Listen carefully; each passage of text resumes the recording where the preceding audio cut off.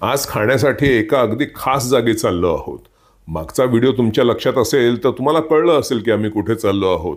आणि जर लक्षात नसेल किंवा तो व्हिडिओ पाहिला नसेल तर भूक जराशी धरून ठेवा, 5 मिनिटात आली ती जागा। आम्हाला आता बुडापेस्टमध्ये आठवडा तरी होऊन गेला असेल। अशा मोठ्या सहलींचं ना असं असतं, दिवस किती गेले ते लक्षातच राहत नाही। अहो, आज कोणता वार आहे ते पण मला माहीत नाही आणि काय करायचं आहे मला वार लक्षात ठेवून। माझ्या डोक्यात वेगळ्याच गोष्टी आहेत। आमच्या इस्रायलला परत जाण्याचे तिकिटीचे काहीतरी वांदे झालेले आहेत। अशा बारीक सारीक गोष्टी मी तुम्हाला इथे सांगत बसत नाही। मात्र आमचे पुढच्या आठवड्याचे विमानाचे तिकीट बहुतेक रद्द झालेले आहे। अगं बाई, मग आता काय करणार? सांगतो हो, पण हा पुतळा बघा जरा। मी इथल्या व्हिडिओमध्ये तुम्हाला अनेक वेळा सांगितलं आहे की बुडापेस्टमधील पुतळे किती कल्पकतेने साकारलेले आहेत। गेल्या शतकामध्ये वर्तमानपत्रे वाटणारी मुले रस्ते फिरताना दिसायची, त्या काळातल्या स्मृती ताज्या ठेवण्यासाठी हा पुतळा। मी कधी भारतामध्ये आलो ना तर महाराष्ट्र शासनाकडे एक कळकळीची विनंती करेन की भायखळा रेल्वे स्थानकासमोर एक दूधवाल्या भैयाचा सायकलवर मागे दुधाचे बुधले टांगलेला असा तांब्याचा पुतळा उभा राहावा। अहो, तांब्यानेच आणून द्यायचा नाही का दूध आपल्याला घरोघरी? अहो, कळ आली की त्याच तांब्यात पाणी घेऊन तो एका हाताने धोतर सावरत पळायचा। अशा थोर माणसाचा पुतळा नको। पाण्यावरून आठवलं, मी आयुष्यामध्ये अनेक देश फिरलो, अनेक देशातील भव्य कारंजी पाहिली, मात्र या कारंज्या एवढे सुंदर कारंजे मी कधी पाहिले नाही। या कारंज्यात काही भव्यता तर नाहीच, पण काही कोरीव काम किंवा काही विशेष शिल्पकला सुद्धा नाही। मात्र या कारंज्याची नाजूक ठेवण पाहून असे वाटते की या कारंज्यासमोर वाईनची बाटली आणि 2 ग्लास घेऊन नोरा फतेहीच्या कुशीत तासन तास घालवावेत पाणी संपेपर्यंत। कारंज्याचं मराठी वाङ्मयामध्ये एक सुप्रसिद्ध म्हण आहे, हात लावीन तिथे पाणी। या म्हणीचा गाभार्थ मला दादरला बालमोहन विद्या मंदिरमध्ये शिकत असताना माझ्या कोणत्याही शिक्षकांनी आपल्या पाल्यासमोर स्पष्ट केला नाही। खरे म्हणजे हुशार विद्यार्थी म्हणून जिज्ञासेदाखल मी स्वतःच उत्सुकतेने विचारायला पाहिजे होते की गुरुजी, हा असा कुठे हात लावतो आणि नेमका कुठून पाणी काढतो बरं? पुढे मोठा झाल्यावर, म्हणजे गेल्या 20 वर्षांपूर्वीची ही गोष्ट आहे। मी तुम्हाला आता चित्रपटाप्रमाणे भूतकाळात नेत आहे बरं का। तेव्हा माझे वडील हयात होते आणि इथे या ठिकाणी त्यांच्याबरोबर एक गमतीदार प्रसंग घडला होता। बुडापेस्टमधील हे सुप्रसिद्ध आणि 1858 सालातील म्हणजे 250 वर्षांपूर्वीचे कॅफे जेरबाउड। यापूर्वी आम्ही इथे 20 वर्षांपूर्वी आलो होतो तेव्हा कॅफे जेरबाउड बाहेर असे आईस्क्रीम विकायचे आणि आमचे कुटुंब म्हणजे आई वडील आणि मी याच्याऐवजी आई वडील आणि आईस्क्रीम असते तर माझ्या मते त्यांना जास्त आनंद झाला असता। किती आईस्क्रीम खात आहेत मोजा जरा फोटोमध्ये। बरं, दुसऱ्या दिवशी कुठले संग्रहालय बंद होईल म्हणून घाईत असताना आम्ही इथूनच जात होतो आणि हे दोघे म्हणतात की आज जेरबाउडचा केक खायचा आहे। अगदी रुसून वगैरे चेहरा केला हो त्यांनी। बरं म्हटलं त्यांना, ठीक आहे चला आज संग्रहालयाला दांडी।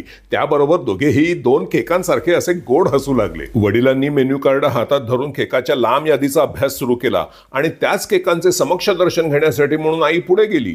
अहो, अख्ख्या युरोपमधील सर्वात चविष्ट केक म्हणून बुडापेस्टमधील या कॅफे जेरबाउडची ख्याती आहे आणि जागा पण अशी जणू काही एखाद्या राजाने आपल्या राजवाड्यातील एका दालनात मेजवानी भरवली आहे। आणि माझे वडील काय म्हणतायत मला माहिती आहे? ते म्हणतायत, तुला संग्रहालयात जायचं होतं ना, तू जा आणि आरामात ये, आम्हाला जरा वेळ लागेल इथे, आम्ही आणखीन एका केकची फेरी मागवणार आहोत। काय बोलणार अशा वडिलांना? पण लाडाने पहिला घास नेहमी मला भरवायचे आणि विचारायचे कसं लागलं। कॅफे जेरबाउडने हाब्सबर्ग साम्राज्य पडताना आणि दोन्हीही महायुद्धे आणि हंगेरीची क्रांती सुद्धा पाहिली आहे आणि या 165 वर्षांच्या काळात हे इथे सतत केक विकत होते। वडिलांचा केक खाऊन संपला, आता नजर आईच्या केकवर। अगं दे, अगं काय खेळतेस काय? हे काय घर आहे? अगं दे त्यांना। झाला, चित्रपटाचा फ्लॅशबॅक संपला। म्हणजे आम्ही 20 वर्षे पुढे आता भविष्य काळात आलो।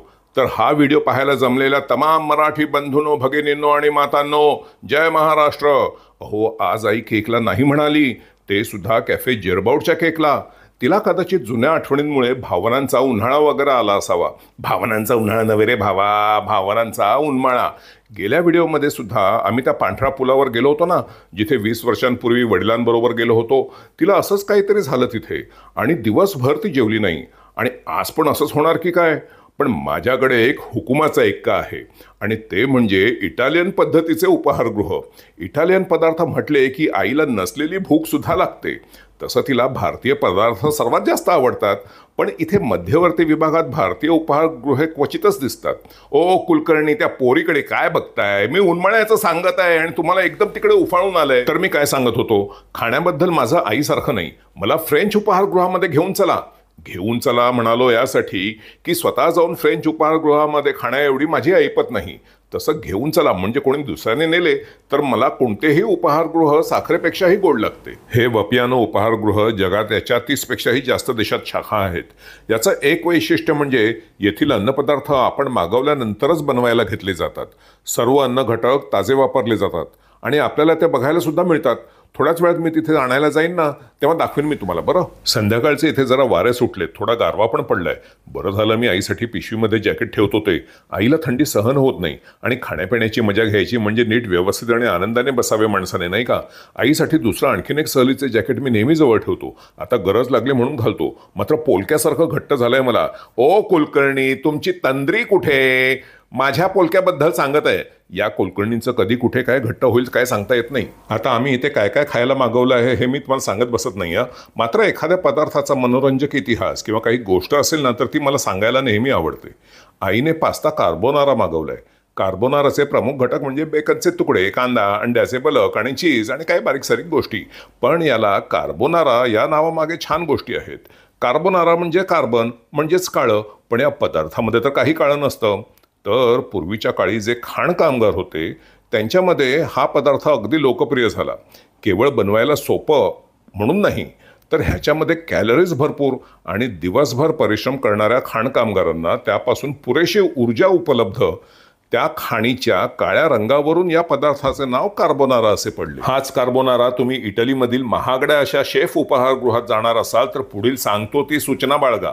भारतामध्ये किंवा इतर अनेक देशांमध्ये कार्बोनारा मऊ लागण्यासाठी दुधाची मलाई घालतात. आम्ही खात आहोत त्याच्यामध्ये सुद्धा दुधाची मलाई आहे. मात्र खऱ्या कार्बोनारामध्ये जराशी सुद्धा मलाई नसते. इटलीच्या पाकशास्त्रात कार्बोनारामध्ये मलाई घालणे म्हणजे गुन्हा मानला जातो. खास करून रोम शहरात हा पदार्थ पवित्र मानला जातो. तेथील उच्च श्रेणीच्या उपाहारगृहातील नावाजलेले शेफ यांच्याकडे तुम्ही कार्बोनारामध्ये मलईची मागणी कराल तर ते तुमच्याशी हुज्जत घालतील किंवा एखादा शेफ वयस्कर असेल तर रागावून ओरडेल सुद्धा. इटालियन खाऊन आई एकदम तरतरीत झाली. सांगितलं होतं ना मी तुम्हाला याआधी, इटालियन पदार्थ म्हणजे हुकुमाचा एक्का. माझी चाल यशस्वी झाल्यामुळे मी सुद्धा एकदम खुश. एवढा खुश की म्हटलं आता तिला एखाद्या खास जागी केक खायला घालावा. याच्या आधी तिथे कॅफे जर्बॉनमध्ये नाहीतरी आम्ही केक खायला गेलो नव्हतो, पण आता ते मागे राहिलं. इथूनच पुढे एक चाळ आहे आणि त्या चाळीच्या आवारात एक सुंदर उपाहारगृह आहे असं मी ऐकलं आहे. इथे बुडापेस्टमध्ये ना जीर्णोद्धार केलेल्या जुन्या चाळींचे वेगवेगळ्या प्रकारे जतन केले जाते. आता आम्ही चाललो आहोत त्या चाळीच्या आवाराचे रूपांतर म्हणतात की पॅरिस शहराच्या धर्तीच्या उपाहारगृहात केले आहे. त्या चाळीच्या आवाराचे नाव सुद्धा पॅरिसी पॅसेज असंच आहे. आमच्या या आधीच्या व्हिडिओमध्ये मी तुम्हाला कमीत कमी 4-5 तरी अशा चाळी दाखवल्या आहेत. आठवतं, आम्ही पहिल्याच दिवशी अशा चाळीमध्ये गेलो होतो जिथे रविवारचा बाजार भरतो. केवढी जुनी चाळती आणि रंगरंगोटी करून किती छानपैकी वातावरण निर्मिती केली होती तिथे. आठवतं तिथे आपल्याला ती माझ्या स्वप्नातली सुंदरी भेटली होती. आठवतं. आणि मग त्या दुसऱ्या चाळीमध्ये संध्याकाळी गेलो होतो. तिथे तिच्या आवारामध्ये किती सुंदर उपाहारगृह होतं ते, अगदी बँड बाजासहित चाळीच्या आत. आणि अशी पण चाळ पाहिली की चाळीच्या बाहेर लोकांची गजबज आणि वाहतुकीचा कोलाहल, आणि चाळीच्या आवारात शिरले की अगदी शांत आणि सुंदर असे कॅफे. आणि ती चाळ जिथे घरगुती व्यवसायांना प्रोत्साहन म्हणून आणि त्याद्वारे चाळीला विशिष्ट व्यावसायिक दृष्टीने पाहावे अशी दुकाने थाटली होती. तर म्हणून आता आम्ही त्या पॅरिसच्या चाळीकडे अगदी उत्साहाने निघालो आहोत. मी तर म्हणतो आज केक तर घेईनच, पण आज पॅरिस म्हणजे एखादं कॉकटेल वगैरे पण मागवीन. कसं ते ग्लासामध्ये रंगीत दिसतं ना, आणि वर अशी छोटी 2-3 फळं तरंगताना दिसतात टोमॅटो सारखी. आणि चाळ म्हणजे परवडेल पण आपल्याला. इतर ठिकाणी कॉकटेल वगैरेसाठी पैसे मोजायची हिंमत झाली नसती. अरे हे काय, आलीच पॅरिसची चाळ. अरे बापरे, ही महाग दिसते जागा मम्मी. अगं, मी चाळ समजून आलो होतो, यांनी चाळीचं काय केलंय बघ. पुढे कुठे चालली मम्मी? बसायला सांगतील ना टेबलावर. तो पियानो वाजवणारा आपल्या टेबलावर आला तर नुसती टीप म्हणून 50 युरोची नोट काढावी लागेल. कुठे आहे पियानो वाजवणारा? तो बघ उजवीकडे बसलाय सुटात. बोट दाखवू नको, बोट दाखवू नको.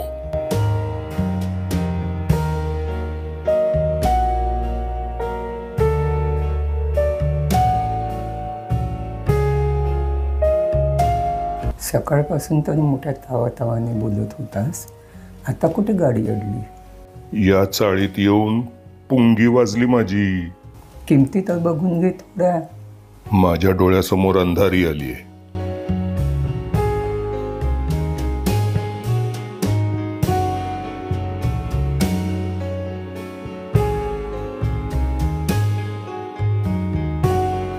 तिथे पुढून नको. आत शिरताना सुटाबुटात स्वागत केलं त्यांनी आपलं. इथे मागून बाहेर पडू चल.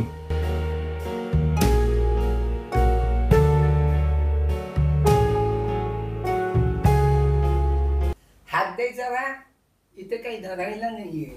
मला काचेतून आतून पाहिलं तर परत बोलवतील. तू राहा तिकडेच.